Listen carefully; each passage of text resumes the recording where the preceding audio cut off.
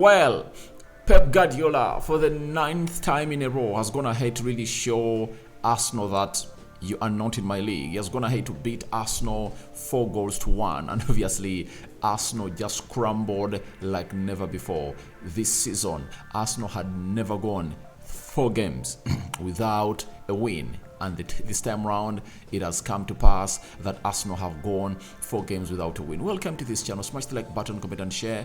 If you're already watching us for the very first time, endeavor to subscribe to this channel so as not to miss out on stories that we do upload in here on a daily. Arsenal were annihilated at the Etihad by Man City. The performance was abysmal. This was unexpected. No one would have loved his team to go on and really put in such performance at the ground of Man City, because we all knew that it was the finale of the league. And if at all I might ask you, did it look like a finale of the league? Did it look like so? I think it never even came close looking like a finale of the league, because nothing really was put to nothing was put on the field of play by Arsenal. Trust me, the entire Arsenal side was really looking weak. I don't know what really happened to Arsenal, because Man City won everything. Everything was in the hands of Man City, and Man City dictated the tempo of the game, the flow of the game. Everything they wanted to do is what they went ahead to do.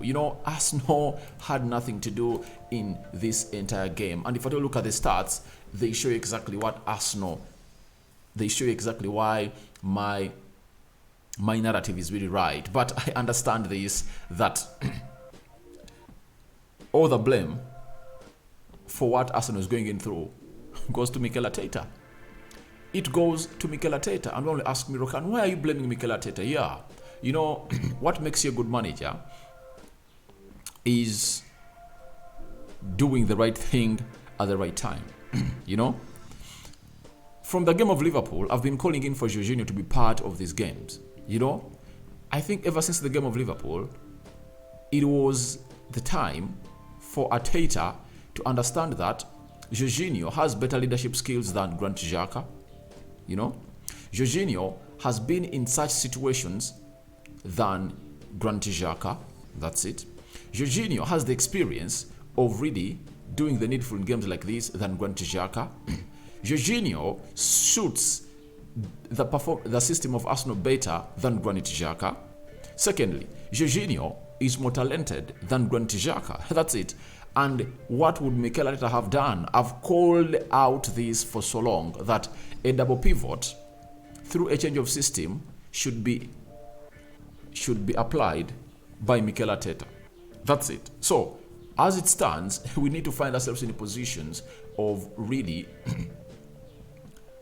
Arsenal need to find Mikel Arteta needed to find himself in a position of changing the system.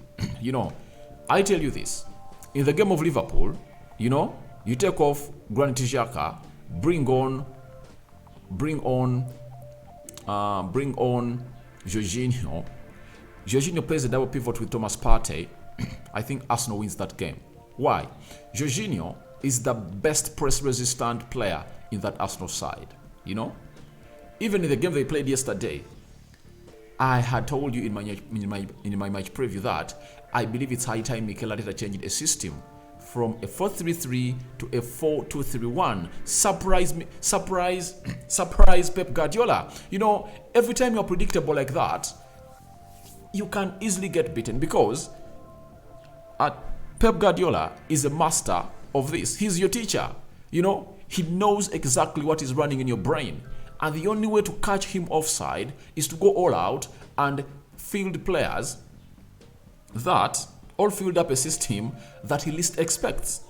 Play Jorginho, Thomas Partey in the double pivot, Odegaard central attack midfielder, Bukayo Saka on the right, Martinelli on the left, and Jesus through the middle, because you needed a double cover for that central defense that never had William Saliba. If Saliba was present, I would on any day go with a single pivot of Thomas Partey. But without Saliba, you need a double pivot to be put in place to really help you not conquer or get in very many goals. And I think the arrogance of Mikel Arteta costed him the game of football last night. It cost him the game of football, as he just thought that this team can go ahead and do the job, you know, forgetting that the same team came at Emirates and beat him 3-1.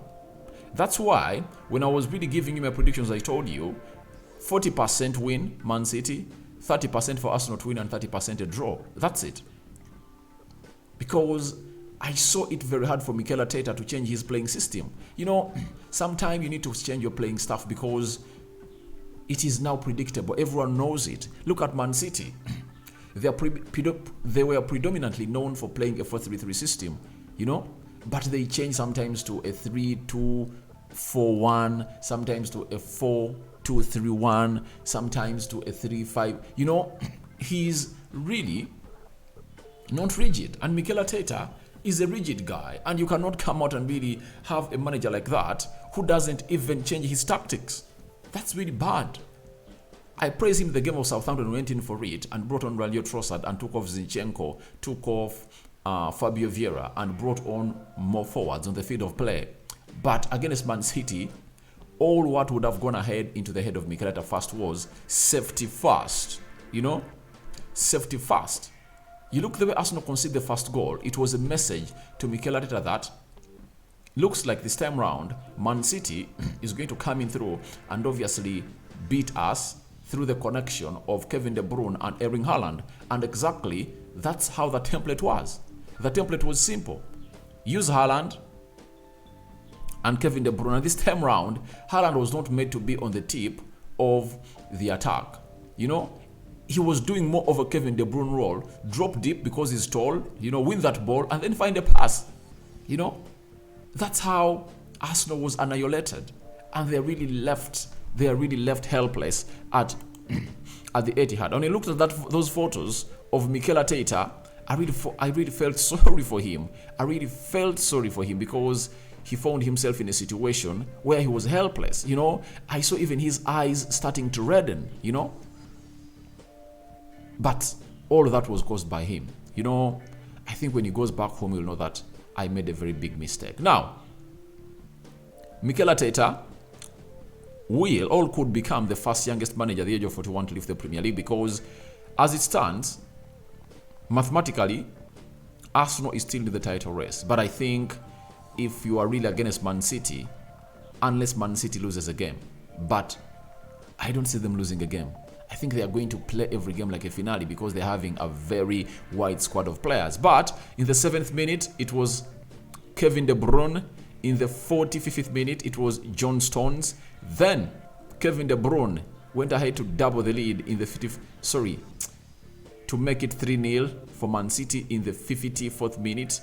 Rob Holding pulled one back to make it 3-1, and Erling Haaland scored in the 90th plus 50th minute. That's how Arsenal was really put to the sword of Man City down at Etihad, and things never went the way they wanted them to go. And I know very many Arsenal fans are back into their shells, but that's the beautiful game of football. That's what it calls in for. I think Arteta should learn lessons from what he really did yesterday, and he should stop being rigid. I think him being rigid is the reason as to why he costed himself this game. If he was really very, very, very industrious, you know, he would have gone ahead to get something from Etihad. You know, it doesn't hurt if at all Mikel Arteta went ahead and really played a little bit of what we call a low block and then surprised Man City, because when Pep Guardiola paid Arsenal a visit at Emirates, that's what he did. So if your master that you believe in and told you that style of football is doing that, why don't you go outside there and shock him with really playing a little bit of a low block, and then you hit him on the break? Because you're having 3 fast forwards, Martinelli, Bukayo Saka, and Gabriel Jesus. Team stats: Man City had 14 shots, Arsenal had 8. 9 shots on target for Man City. Out of the 9, 4 crossed the line, and then 2 shots on target for Arsenal, 1 crossed the line of Rob Holding. Shows you that Arsenal was not in the game. 52% ball possession, and Man City, Arsenal had 48% ball possession. 495 passes completed by Man City, 454 passes completed by Arsenal. 85% passing accuracy by Man City. Arsenal had 84 passing accuracy. 13 fouls by Man City, 13 fouls by Arsenal. 3 yellow cards to City, 1 yellow card to Arsenal, 0 red cards to both sides, 0 offsides to Man City, 1 to Arsenal, 1 corner to Man City, and 1 corner to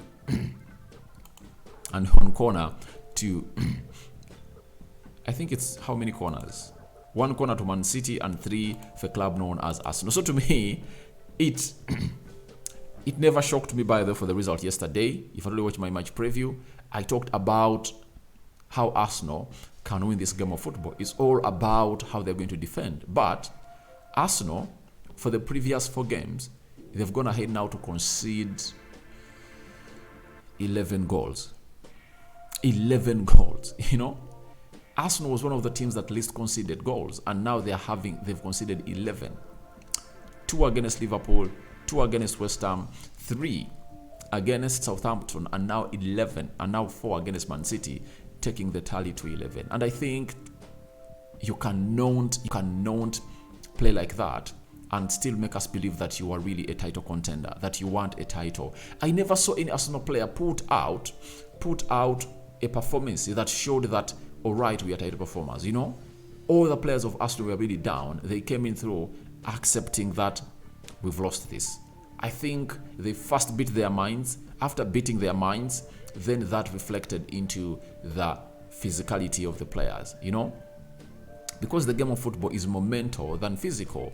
Even if you are mentally fit, even if you are physically fit, and your mind is really troubled and does not believe that things are really going to go your way, you're beaten totally. So Arsenal was annihilated, and as it stands, when you look at the Premier League table, Arsenal is really still on top of the table, though with points that are really 75. Man City is having 73, and Man City is having 2 games in hand. I think they're having a game of Brighton, and is it Brentford? So, unless otherwise, Man City just has 2 draws, all a loss and a draw. That's when Arsenal is going to be in the title race again. And now it's out of hands of Arsenal and it's in the hands of Man City. So the tide has totally gone ahead and really changed. That's it. The tide has really gone ahead and changed, because when you look at Arsenal, they're now having 75 points. And now let me show you Manchester United is having 59 points, and they've gone ahead to play 3 games less than Arsenal. If Man United wins all its games, they'll be having 68 points, 7 points behind Arsenal. So Arsenal should know and ask themselves that how did the team that was 19 points behind us coming close to us? Those are questions that Arsenal need to ask themselves. And look at the goal difference. Even when there's a possibility they're going to head to draw or level points, Man City is having a goal difference of 53 and Arsenal is having 40. Man City has scored 13 goals more than Arsenal. So it shows you that Arsenal are not having anything in their favor. Only thing that can see Arsenal lift this trophy and still send the trophy is teams like Brentford to surprise Man City like they did at their stadium, that is the Etihad. That game ended 2-1. Brighton came at Etihad, the game ended 3-3. So if at all they can go ahead and really shock Man City again, then Arsenal will be back in the trophy battle or the title talk. And now the elephant is off the tree, as they're going to have to crumble totally. So, but all those permutations should be talked about, but putting into consideration that Arsenal should win all its games. That's it. But do you trust Arsenal to win all its games with their performance right now? Because having drawn 3 games consecutively in a row, I would have seen a different Arsenal altogether fighting at Etihad. Even Pep Guardiola had hinted about it before the game, that he believes that Arsenal are going to come here more hungrier than they would have come when they're really comfortable with very many points. So as it stands, Arsenal have gone ahead to crumble and City have gone ahead to really beat them bad. So guys, that was my match reaction. I'm not going to talk about Arsenal players on the field of play, because I think I will do that more in the player ratings are coming through in the next 2 or 3 hours, and I'll be obliged to come in through and really tell you what my thoughts are player per player of Arsenal and what rating I'm going to give Mikel Arteta. But the fact is, Pep Guardiola schooled Mikel Arteta in a full 90 game that was played at Etihad last night, and we now know who is the teacher and who is the student. Mikel Arteta is the student, Pep Guardiola is the teacher. Good morning. I cover you all in the precious blood of Jesus Christ. May the living true God really protect you abundantly and enlighten your day and give you all what you deserve that is positive and beneficial to others around you and the world. Rokani David is my name. I sign out for now. See you later. And I'm returning with the player ratings of of Man City versus Arsenal for the game that really took place at Etihad yesterday night.